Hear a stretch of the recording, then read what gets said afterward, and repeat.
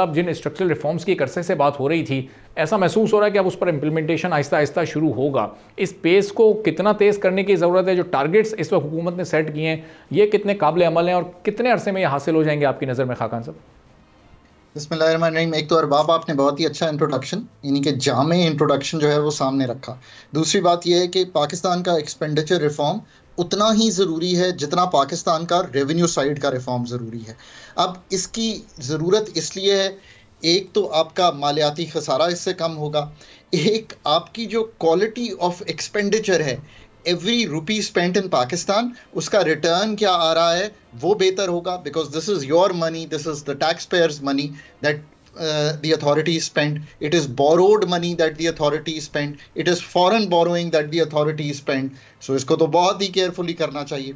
और तीसरी बात यह है कि इसकी efficiency in terms of service delivery क्या है। अगर आप इन तीन चीज़ों को सामने रखें, जो कि हम नहीं रखते जब अथॉरिटीज़, हुकूमतें काम कर रही होती हैं पाकिस्तान में या बाहर, सो हमने बहुत दफ़ा उजागर किया है कि ये प्रेसिडेंस लेता है। मैं टेबल पे था तो जिस 1000 अरब की आज आपने बात की, तो मैंने उस वक्त कहा कि ये 250 अरब का है, चंद साल पहले की गुफ्तगू कर रहा हूँ, ये बढ़ के 500-600 अरब पे चला जाएगा। आई वॉज एक्चुअली रॉन्ग, ये तो 1000 अरब हो गया है पेंशन का। फिर हमने 3-4 कमीशंस बना दिए, चीज़ें इसी तरह कमिटीज़ के थ्रू चलती रहीं और हम आज यहाँ पे खड़े हुए हैं।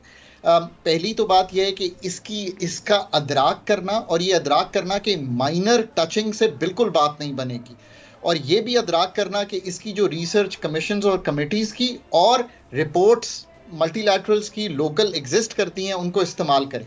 सो you know the right place to start is कि देर आर 17 मिनिस्ट्रीज, जो कि 43 में से एक निकाल भी दूं कैड की, which was never a ministry, so अब भी 42 हैं। 17 इसमें से ऐसी हैं जिसकी हमें बिल्कुल क्लैरिटी है कि वो 18वीं तरमीम और एनएफसी के साथ अगर इकट्ठे पढ़ेंगे तो उनको होना ही नहीं चाहिए फेडरल गवर्नमेंट में। अब आप मुझसे ये पूछें कि यार इसका इम्पैक्ट क्या है। सी बात यह है कि जितनी अथॉरिटीज़ ने अभी तक गुफ्तगू की है, मुझे तो 1, 2, 3, 4% इम्पैक्ट चाहिए ऑफ द जीडीपी के सेविंग्स आ कितनी रही है। So let me give you that figure. अगर आप ये 17 मिनिस्ट्रीज को डिवॉल्व करते हैं तो 2023 का analysis based on a World Bank work, so ये मैं कोई ऐसे नहीं कोट कर रहा, इसके 300 अरब तो आपको सिर्फ करंट यानी कि जारी खराजात में बच जाएंगे, और तकरीबन 200 के करीब आपको प्लानिंग जो खर्च करती है पीएसडीपी की मद में, उसमें बच जाएंगे। ये पाकिस्तान पब्लिक एक्सपेंडिचर रिव्यू हुआ था, उसमें ये चीज़ें मौजूद हैं। So I think that's the place to start, और ये है असल काम होने वाला। अब चूंकि इस दफ़ा क्यों हो रहा है ये भी याद रखिए, एक स्ट्रक्चरल बेंचमार्क था, सितंबर में मीट होना था, जिसके मुताबिक नेशनल फिस्कल पैक्ट से डेवोल्यूशन होनी थी। सो अभी मैं लिख रहा था एक आर्टिकल ऑन आईएमएफ के जो टारगेट्स हैं मार्च के लिए, क्या वो मीट हुए।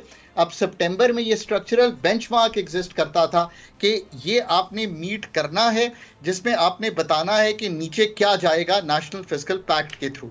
सो आई एम रियली होपिंग कि ये काम जो है ये तो शायद हो चुका होगा या होने वाला होगा, बट अगेन फिर वही बात आ जाती है कि हम ज़्यादा काम तो तभी करने को आते हैं जब हम कोई कमिटमेंट करते हैं एक्सटर्नली। चलें अब आगे आ जाइए। ये तो एक बात हुई, फिर इतने नीचे जो झैली अदारे हैं उनको क्या करना है। अगेन अगर 40 जो अभी हम कह रहे हैं जम करने हैं, प्राइवेटाइज करने हैं, बंद करने हैं, उनके एम्प्लॉयज़ का क्या होना है, उसका क्या एक्सपेंडिचर है, उसका क्या बेनिफिट आता है। I think that is the kind of work, और मैं इसलिए इस क्वालिटी को एम्फसाइज कर रहा हूँ कि क्योंकि आपने आईएमएफ के साथ ये निगोशिएट करना है या उनको बताना है कि कैसे करने जा रहे हैं ये चीज़ें, तो the quality would really matter. इसीलिए जो ममालिक हैं इंक्लूडिंग पाकिस्तान क्यों नहीं फंड का प्रोग्राम कंप्लीट कर पाते, बिकॉज समटाइम्स हम इतनी पेरिफेरी पे ये गुफ्तगू करते हैं या लाए अमल करते हैं कि जो डेप्थ रिक्वायर्ड होती है वो स्ट्रक्चरल बेंचमार्क्स मीट नहीं होते।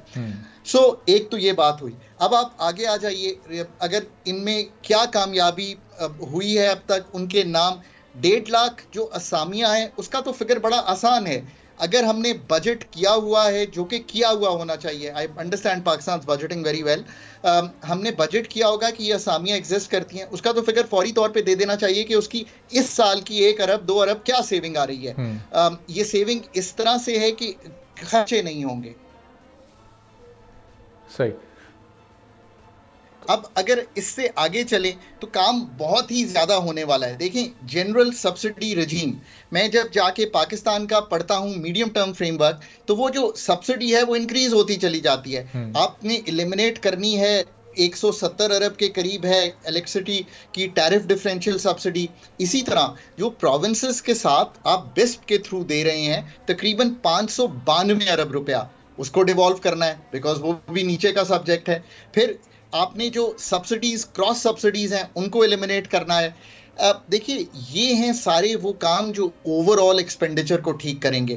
फिर पब्लिक फाइनेंशियल मैनेजमेंट में, चूंकि मैं इन्वॉल्व था जब हमने टीएसए बनाया, जिसका मतलब ये था कि एक कंसोलिडेटेड पोजीशन हो कैश बैलेंसेस की, इससे बहुत बड़ी सेविंग आएगी। अब टीएसए फुली ऑपरेशनल है, अगर ऑपरेशनल है तो बड़ी अच्छी बात है। ट्रेजरी सिंगल अकाउंट, उसमें सारा कुछ मुंजमद हो जाता है और कैश बैलेंस से हमारी बोरोइंग कम होती है और उससे भी एस्टिमेशन है कि अच्छी सेविंग हो। फिर टैक्स एक्सपेंडिचर है यार, यानी कि जो अभी तक मराद दी हुई हैं वो तो लिखा हुआ है, मेरा ख्याल है 3000 अरब है जो कि एफबीआर की बुक्स में लिखा हुआ है, एफबीआर खुद छापता है। सो उसको जाके देखिए कि उसको कैसे हैंडल करना है। एक गुफ्तगू तो अभी हुई ही नहीं अरबाब कि भाई आप 1100 अरब खर्च करने जा रहे हैं पीएसडीपी पे इस साल, उसके रिटर्न्स क्या हैं, उसकी इन्वेस्टमेंट की क्वालिटी क्या है, और जो 10-12 साल का थ्रो फॉरवर्ड है। थ्रो फॉरवर्ड का मतलब ये होता है अरबाब भाई कि आप 10-12 साल अगर इस अमाउंट से खर्च करते रहें तो प्रोजेक्ट्स खत्म होंगे। सोचिए, एक प्रोजेक्ट जो 1 अरब का था वो तो 2 अरब पे पहुंच चुका होगा। उनको एलिमिनेट करें, ख़त्म करें इन प्रोजेक्ट्स पे, निकलें, इन्वेस्ट करें इनटू दी प्रोजेक्ट्स जो कि अगले 3 से 5 साल में ख़त्म होने वाले हैं। अब मैंने आपके सामने एक, जिसे कहेंगे ना, जामे प्रोग्राम रखा है। ये है डेप्थ जो रिक्वायर्ड है। आखिरी बात इसमें ये करूंगा, 600 अरब का नुकसान करेगी पाकिस्तान की पावर सेक्टर। आपने जिस 6000 अरब रुपए का नुकसान बताया है वो top 20 SOEs in the last 10 years ने किया है। ये किताब मैंने लिखी है, ये किताब शुरू ही मैंने की थी। मैं सरकार में आया तो मैं डेटा मांगता था, मुझे कोई डेटा ही नहीं देता था। मैंने कहा कोई बात नहीं, मैं खुद ही किताब लिख देता हूँ।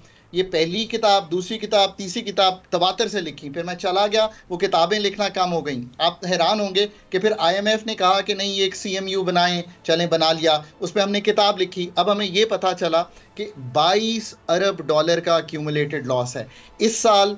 जो नेपरा की रिपोर्ट आई है वो खुद कह रही है कि 600 अरब का पावर सेक्टर का लाइन लॉसेस और लेस रिकवरी में नुकसान है। यार, ये है एक्सपेंडिचर का रिफॉर्म जो पाकिस्तान मांगता है। इसकी पहले तो डेप्थ को समझना पड़ेगा, इसकी जो ब्रेड्थ है उसको समझना पड़ेगा, एक प्रोफेशनल सेटअप बनाना पड़ेगा जो डेली की बेसिस पे काम ही उसका ये हो कि वो ये डेली की बेसिस पे काम निकाल रहा हो और ये काम हो रहे हो। चारों प्रोविंसेस को ऑन बोर्ड करना पड़ेगा, 7th एनएफसी भी से आगे भी जाना पड़ेगा। अगर आप ये काम सोचें जो मैंने आपके सामने रखा है तो यू विल योरसेल्फ से कि ये तो इतना आसान काम नहीं है। Do we have the professional pros to do all this? I am not sure. अभी तो मैंने एक आपको जिक्र ही नहीं किया कि पाकिस्तान का एक्सटर्नल और इंटरनल डेट, चूंकि आपने जिक्र कर दिया था, मैं उस तरफ भी आ जाता हूँ। उसकी रीप्रोफाइलिंग होने वाली है। हर साल 16 अरब डॉलर खड़े हो जाते हैं, उनको कैसे संभालना है। देखिए, Pakistan can be in such a better place. मैं हमेशा ये कहता हूँ, इतना अदराक है। आपने मुझे 10 मिनट टेलीविजन पे दिए हैं, मैंने आपको रख के समझा दिया है कि यार ये सारे काम करने हैं। अगर 3 साल में इतना clean up of Pakistan balance sheet करके आप दे दें तो आप सोचें कि 3 साल बाद जो बोझ है, जो क्वालिटी है, जो इफेक्टिवनेस है स्पेंडिंग की, जो रिटर्न ऑन इन्वेस्टमेंट है, वो पाकिस्तान का कहाँ चला जाएगा। और उसी से एक डिफरेंट किस्म का मालियाती निज़ाम उभरेगा जिसमें प्रोविंसेस जो हैं, बहुत सा जो एनएफसी में पैसा उनको जा रहा है वो यूटिलाइज कर रही होंगी और फेडरल पे बोझ टूट गया होगा, स्पेंडिंग क्वालिटी बेहतर हो गई होगी। सब्सक्राइब करें और बेल दबाएं ताकि कोई खबर रह न जाए।